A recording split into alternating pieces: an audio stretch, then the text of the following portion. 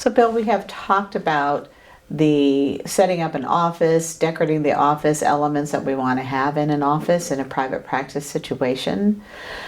But I think there's one very important part of an office that we haven't talked about yet, and that is the therapist, or you.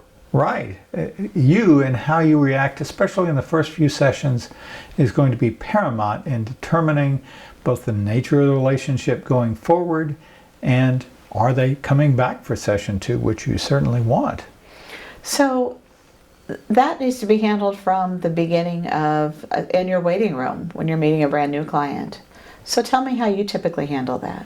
Well, I would certainly in the waiting room say, "Hi, I'm Bill Whitehead," or "Hi, I'm Dr. Whitehead," and shake the hand and come on back.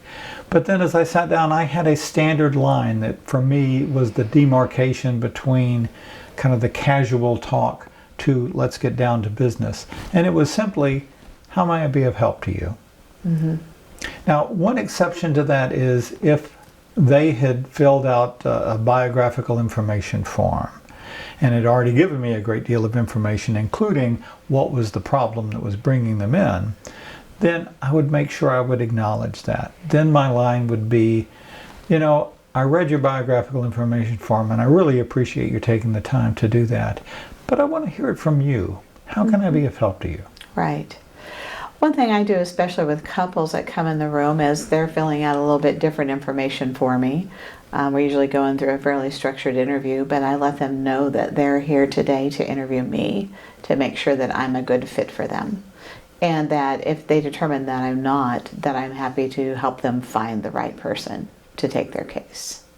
And along those same lines, if they've been in therapy before, it's nice to ask, what did you like about that experience? What did you dislike? To find out a bit more about what they're expecting from the therapy experience and to stand on the shoulders of giants if you have the chance. Absolutely. Absolutely. Talk to me about how you even present yourself in the room as far as how do you dress? Well, it's interesting because in different settings, I dress differently. I worked in a medical clinic for a period of time, and I actually wore a white coat in that period. That completely is a bad idea in most settings.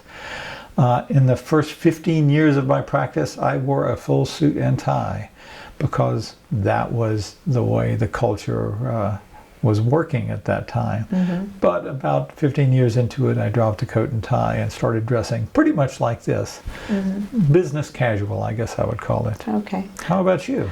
I would say I dress business casual or a little more formally, depending if I'm meeting a client for the first time or if I have a day that it's a repeat client. But I always tend to try to dress maybe a step above what my typical clientele might be expecting or who they are. Just because many times people coming in to therapy to find who they aspire to be. Mm-hmm. And I find that as therapists, we're often role models for that. I think we forget frequently how powerful we are in that regard. Mm-hmm. How we relate, how we talk, how we dress is likely to be scrutinized. Again, it's dressing for who they want to be, not necessarily who they are. Right. And of course, that depends upon whether you're dealing with businessmen or whether you're dealing with teenagers. Your dress may vary according to those. Absolutely. If you're a play therapist, you probably need to wear things you can get on the ground and get in the dirt with. There's a very touchy subject, and that is the subject of touch. Pun intended there, right? Pun intended. So we would love to create this atmosphere that very much is like, I remember, my grandmother, she used to hug me, she used to kiss me, we had the greatest rapport. But especially in the days since Me Too, bad idea. And so how do you go about handling this touch? How do you convey this warmth without touch? Yeah, I think it's very important to read your client into what they need in those situations. I think it is always questioning yourself about, is that something that would be helpful or not? And I always ask for permission. if that's the case. If I know a client has had a really tough session and I think it would be helpful to offer a hug, I will ask, could you use a hug right now? Yeah. And most of the time they're like, yes, please. Yes. And so I think that it's cruel not to offer that at times, but it's also very, it's a dangerous place to go. Yes. It's a dangerous place to go, and I don't think you go there without some clinical acumen to back you up on really knowing your client well enough to how they would perceive something like that. Even in the waiting room with the handshake, I would not give the handshake if it wasn't clear that they were expecting it. They were kind of extending. And my policy was, from time to time, when somebody had a tough session, I would pat them on the back on the way out. Absolutely. But the hug I didn't do until the last session for a long-term client. And Yeah. again, asking permission. Yeah. Would it be okay if I gave you a hug? And in the family therapy world that I come from, there is a lot of touching involved in some of the modalities that we utilize. Mm-hmm. And, because we might be anchoring behaviors, we might be doing family sculpting and trying to anchor something. So it very much is going to depend on many different factors that I think time gives you that instinct to be able to identify. Yes. How did you handle writing notes? Some people say, writing notes, it's kind of creating this distance again. It's like you're a subject of mine that I'm observing. And other people say, no, the people expect that. They want to feel valued by those notes. Well, what was your habit? Writing notes is my least favorite part of therapy. So I always have just a yellow legal pad, and I don't write much on that pad during session, but maybe there was a salient phrase that they used that I wanted to document, or something to remember next time about therapy. And sometimes I had a client say, "What are you writing about me?" And I would just hand them the pad and I'd be, "Here you go. You're very welcome to read it." It's just reminding myself for next time some of the things that I wanted to talk about. Making sure they don't see you as the interrogator, but that you are in fact the collaborator. Absolutely. I never took notes during the session. For some reason I thought, well, this is going to create distance. I had a colleague say quite the opposite. They feel valued when you're taking the time to write it down. And it's like, wow, that's cool. Let me write that down. But I just never did. Except I started doing it for first sessions after one terrible experience of having 3 new clients back to back in a day. And then at the end of the day, not remembering who had said what. So that's when I learned, session 1, I'm going to make an exception. And it's probably a good idea. Take a few notes. And you really want to use it by the correct name the next time you see them as well. Therapists also really vary in how much self-disclosure they do in the course of a session. What are your thoughts about that? That is a really interesting topic. And again, I think there is a lot that we need to learn about in therapy before we do much self-disclosure. But I also think that there are many clients who could benefit from self-disclosure, as long as as a therapist, we're not disclosing that to meet our own needs or toot our own horn for some situation. That it's really just to maybe typify something or normalize something in life. Right. I had a client one time who said the reason she was coming to me and had quit her old therapist was because the therapist would go on and on about, well, I see this vase, I got this in Tahiti. It was like, why do I care? Yeah. So yes, you can cross that line and do too much self-disclosure. Absolutely. I also had a supervisor one time recommend that it's valuable to the therapeutic relationship if you can say, I've had that problem too, and here's how I resolved it. But not to say, yeah, I used to fight with my wife all the time too. In fact, we're thinking about divorcing now. Yeah, You can't talk really about helpful. Unresolved issues, but it's helpful to talk about resolved issues. Absolutely. Absolutely. There's a related kind of broader topic around this, which is, does your client want to see you as alpha or as beta, or more properly omega?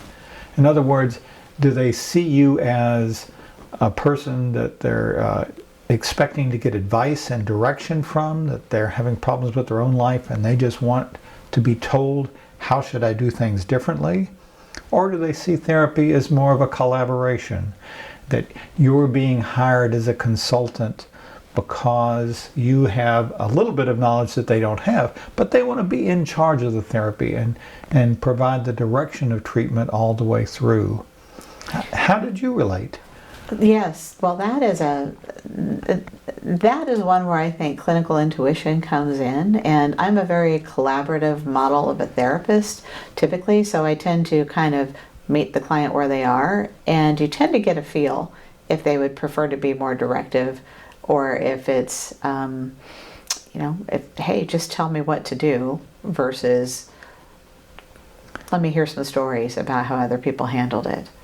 So sometimes I use a tool in therapy that there might be a little bit of a personality assessment that I'm doing that gives me a little bit of indicator about how they feel. But more directly, I think that just how they talk and go through the day, if you're asking questions and allowing them to ask some questions as well, giving them the room to do that. You do that. How do you handle that, Bill? Initially I was like you, wanting to be this kind of omega therapist that was just there in a consulting role, that I would give them certainly some information if they liked the information, but I would let them guide the treatment. And then I had one particular client one time who said, well, this is my last session, it's session 3 and you haven't told me what to do yet. And I realized, wow, there's a big difference in clients. So I like your idea of gauging it somehow, figuring out what they need. Another way to do that is if you are kind of talking at some length about a topic and they're sort of patting their foot, looking at their watch, waiting for you to shut up so that they can go on with their self-disclosure and self-assessment, then you need to change roles. Yeah. It's good to be flexible. It is. I don't know about you, but every single client has taught me something new. Absolutely. There's also a very specific issue about fee collection. This is a really tough thing for people in private practice, right? If you have been in a group practice situation or agency situation, you probably never had this conversation nor learned how to have this conversation when it's time to take collection from your patient for fees they owe you today for services. It's going to feel strange to do it. Yes, because again, this atmosphere that you've just created of, gee, this is an intimate conversation and I'm helping you to open up, and all of a sudden this abrupt, time's up, where's my cash? Right. And that's a difficult transition. It is. And so I find that taking that first session and training your client how the session ends is really important. And then I handle it just very simply and say, so I take payment by cash, check, or credit card. Which of those would you prefer to pay by today? Very straightforward. And again, it's probably more uncomfortable for us than it is for them. Correct. They're used to going to doctor's offices, and as a part of that experience, they pay. And so it's probably not a big deal for them. It just is for us. Correct. But the other part of that is the time's up part. How do you manage that? I find it works much better if I'm not the one saying we have time up. So I tend to make sure that I have several clocks in the room that I refer to, or I also have, with therapy appointment, it actually will ding to let me know when the time ends. So I use that, and I either will say, well, we just heard a ding, that means our session time is wrapping up here, so let's finish up. Or I'll say, the clock's telling me that it's time to begin to end our session. Offloading the responsibility. I want to offload the responsibility so it doesn't seem quite as harsh. Great idea.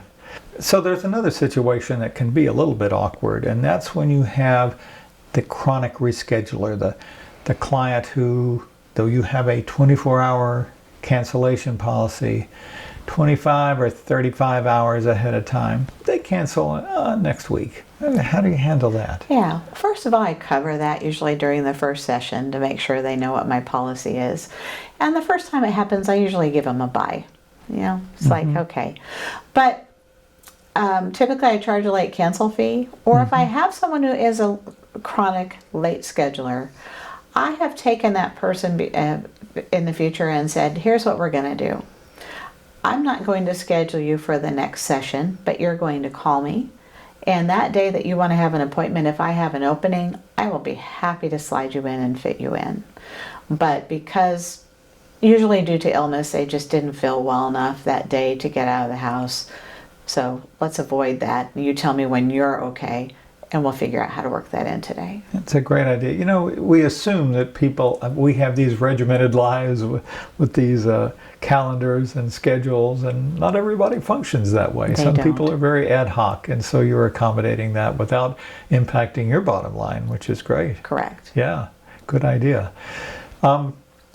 You said you have a cancellation policy. What's the fee for that, and do you always impose that, or do you accept excuses? I accept excuses, especially if I know the client fairly well. But the biggest part of that is I keep that cancellation fee. I don't charge the full fee for that.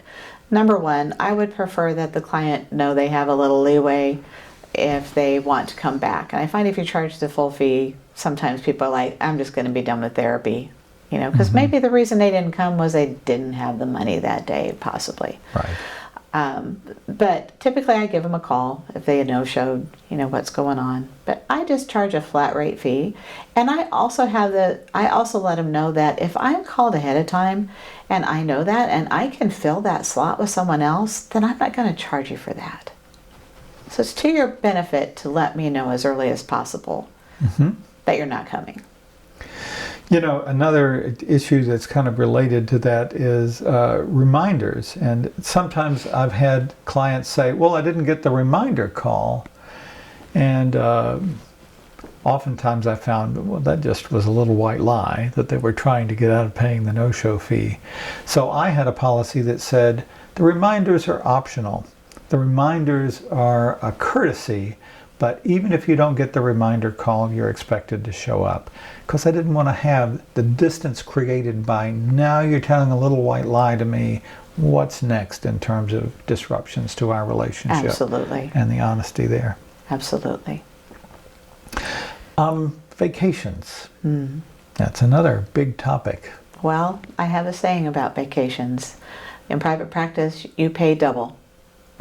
Okay. Tell me what you mean. What I mean by that is you are taking a vacation and you are spending money on vacation. And in private practice, you don't get a paid vacation. In fact, there will be no income coming in during that time that you are on vacation.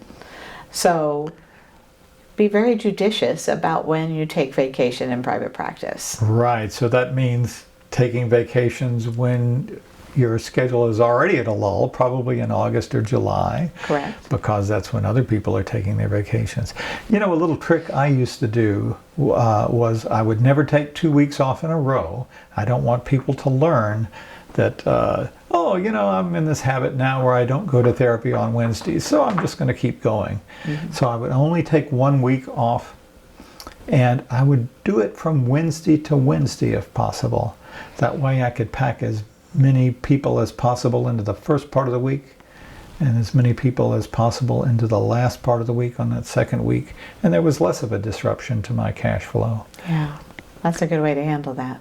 There's one silver lining to the vacation thing, which is you're going to be losing so much money by not having an income stream for that week or two. Go ahead and get the deluxe room. It's no big deal. It's like when you have vacation, take advantage of it, right? Take advantage of it, absolutely. Yeah. The same thing comes in with conferences too. So going to a conference, you're going to be paying for the conference and you're going to be paying not having any income. So in private practice, if you came from a group practice, they may have had some concessions for you to take training, or if you're in an agency situation, they may have paid for a lot of that for you. So just recognize it's another expense. Yeah, So we've talked now about how the most important part of the therapy office, ourselves, should dress, should relate. But we need to talk about a less interesting topic, which is paperwork. And paperwork involves how to get ready legally for therapy, and it also involves the paperwork that we provide for our patients in various situations. So let's talk about that next time. Absolutely.